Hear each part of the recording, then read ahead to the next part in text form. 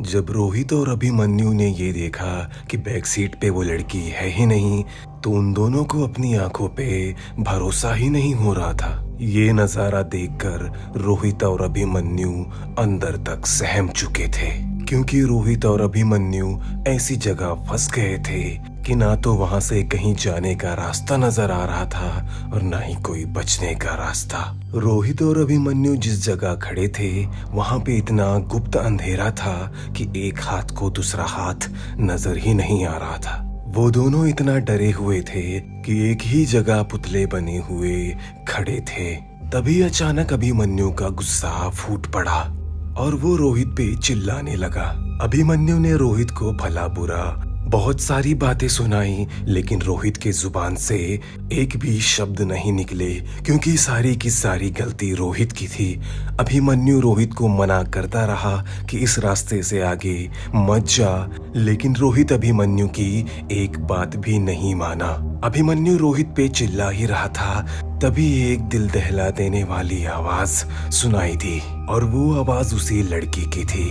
वो लड़की उनका मजाक उड़ाकर हंस रही थी और बोल रही थी कि मर्दों को बेवकूफ बनाना कितना आसान है। वो एक अनजान लड़की पे इतना भरोसा कर लेते हैं कि उन्हें खुद का भला बुरा समझ नहीं आता।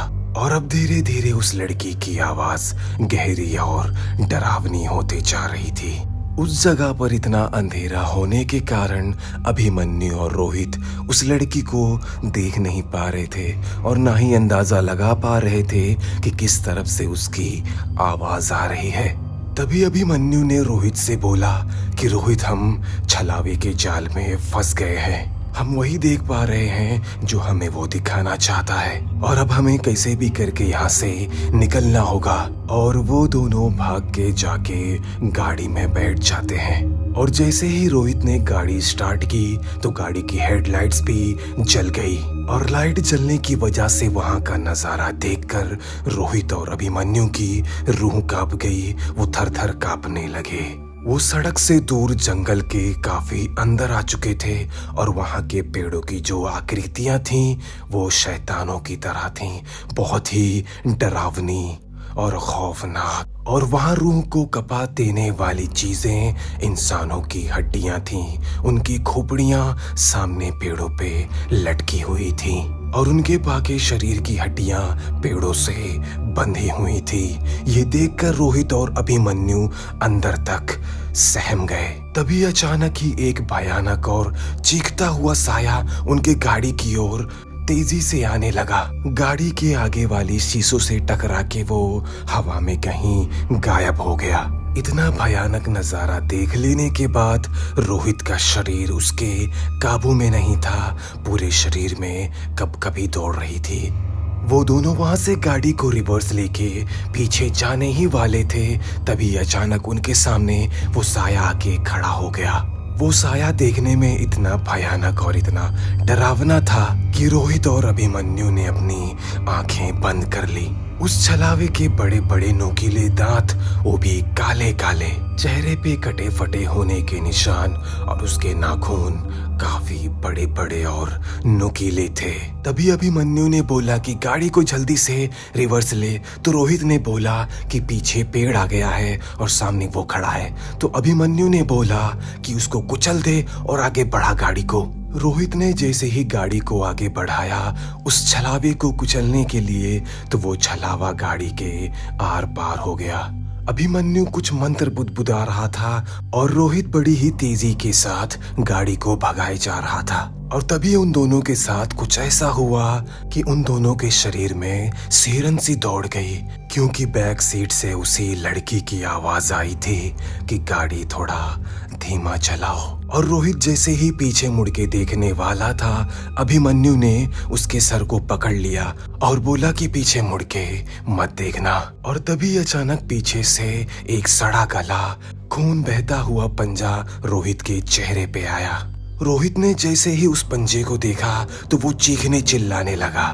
ये सब देखकर रोहित इतना डर चुका था कि वो रोने लगा और जो खौफनाक पंजा रोहित के सामने आया था वो रोहित के चेहरे को खरोंचने लगा। तभी अभिमन्यु उन मंत्र के शब्दों को जोर जोर से पढ़ने लगा। और उसी गाड़ी में दर्दनाक चीखने की आवाजें सुनाई देने लगी और फिर एक ही पल में वो पंजा और वो आवाज वहां से गायब हो गई। रोहित अब इतना ज्यादा डर चुका था कि उसको मरने जीने की कोई परवाह नहीं थी। वो गाड़ी इतनी ज्यादा तेजी से भगाए जा रहा था कि उसने रास्ते की परवाह ही नहीं की। तभी अचानक उसके गाड़ी किसी चीज से टकराई और वो कम से कम हवा में 5 फीट ऊपर उछल गई और गाड़ी के अचानक ही उछल जाने की वजह से रोहित का सर स्टीयरिंग से टकराया और अभिमन्यु का डैशबोर्ड पे। उन दोनों को चोट लगी थी और रोहित के सर से तो खून बहने लगा था। गाड़ी को लगे उस झटके की वजह से और लगे चोट की वजह से रोहित ने गाड़ी को वहीं रोक दिया। रोहित को अचानक ही सर पे चोट लगने की वजह से थोड़े चक्कर आने लगे थे। तभी गाड़ी के बैक सीट से किसी की डरावनी और खौफनाक हंसने की आवाजें आ रही थी और वो हंसी की आवाज इतनी ज्यादा तेज थी कि रोहित और अभिमन्यु के कान के पर्दे फटे जा रहे थे। वो दोनों अपने कानों पे हाथ रखने के बावजूद भी दर्द से करा रहे थे और तभी उनको महसूस हुआ कि उनके कान से कुछ बह रहा है और तभी अभिमन्यु ने चीखते हुए उन मंत्रों का जाप करना शुरू कर दिया और उस भयानक हंसने की आवाज दर्द की कराह में बदल गई और फिर वो आवाजें आना बंद हो गई। तभी अभिमन्यु ने रोहित से बोला कि गाड़ी जल्दी भगा और रोहित ने गाड़ी को भगाना शुरू किया। रोहित ने गाड़ी को जब भगाया तो उसने जाके फिर सड़क पे ही गाड़ी को रोका। रोहित की गाड़ी जब सड़क पे पहुंची तो वो दोनों कंफ्यूज और परेशान थे और डरे हुए तो पहले से ही थे क्योंकि उन्हें वो पता नहीं था कि वो किस ओर से आए हैं और किस ओर जाना है। रोहित और अभिमन्यु रोड पे गाड़ी खड़ी करके ये सोच ही रहे थे कि उन्हें किस तरफ जाना है। तभी अचानक उन दोनों को पीछे से किसी गाड़ी की लाइट जली हुई दिखी। रोहित और अभिमन्यु के दिल में एक उम्मीद जागी। वो दोनों गाड़ी से निकल के उनकी ओर आती हुई गाड़ी को हाथ देकर रोकने लगे। वो एक ट्रक थी जो अभिमन्यु और रोहित की ओर तेजी से बढ़ी जा रही थी। रोहित और अभिमन्यु सड़क के बीचों बीच खड़े होके उस गाड़ी को हाथ दिखा रहे थे, लेकिन अभिमन्यु महसूस कर पा रहा था कि उस गाड़ी की रफ्तार बिल्कुल भी कम नहीं हो रही थी। और वो ट्रक जब उनके काफी करीब पहुंच गया तो अभिमन्यु की नजर ड्राइविंग सीट पे गई और अभिमन्यु ने जो देखा वो देखकर अभिमन्यु की सांसें थम गई क्योंकि ट्रक में वही खूनी और भयानक दिखने वाला पिशाच बैठा था और अब तक वो ट्रक उनके काफी करीब पहुंच चुका था। तभी अभिमन्यु ने रोहित को पकड़ा और उसको खींचकर सड़क के एक किनारे आके खड़े हो गए और वो ट्रक उनके कुछ आगे ही गई थी कि अचानक कहीं गायब हो गई और फिर से उसी पिशाच की आवाज सुनाई देने लगी कि छलावा कभी अपने शिकार को नहीं छोड़ता, कब तक बचोगे?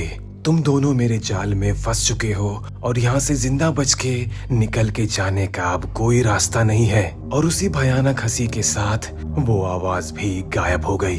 रोहित एकदम बौखलाया और डरा हुआ था। वो बार बार एक ही बात दोहरा रहा था कि अब हम नहीं बचेंगे, अब हम नहीं बचेंगे, वो हमें जिंदा नहीं छोड़ेगा।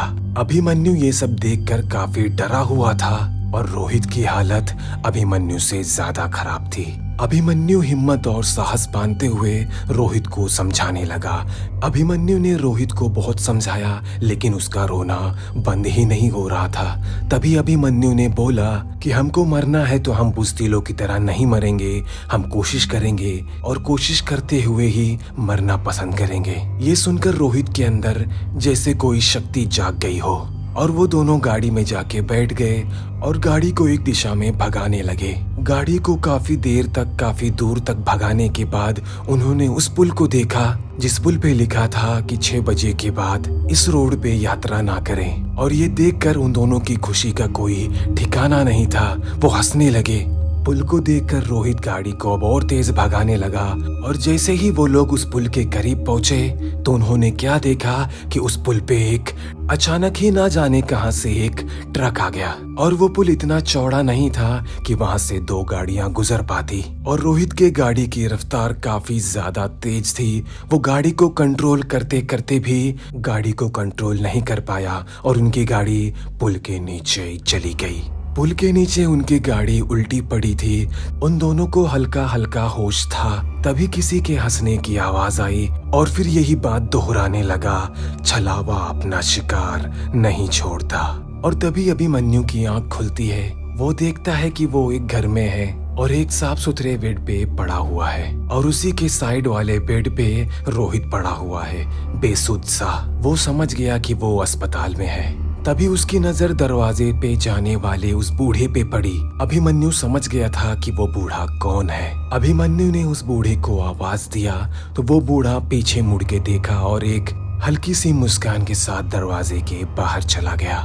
तो दोस्तों, अगर आपको ये कहानी पसंद आई हो तो कमेंट करके जरूर बताएं और इस वीडियो को लाइक जरूर करें। और अब तक तो आपने चैनल को सब्सक्राइब कर ही दिया होगा। और मैं आपसे फिर मिलूंगा किसी दिल दहला देने वाली स्टोरी के साथ।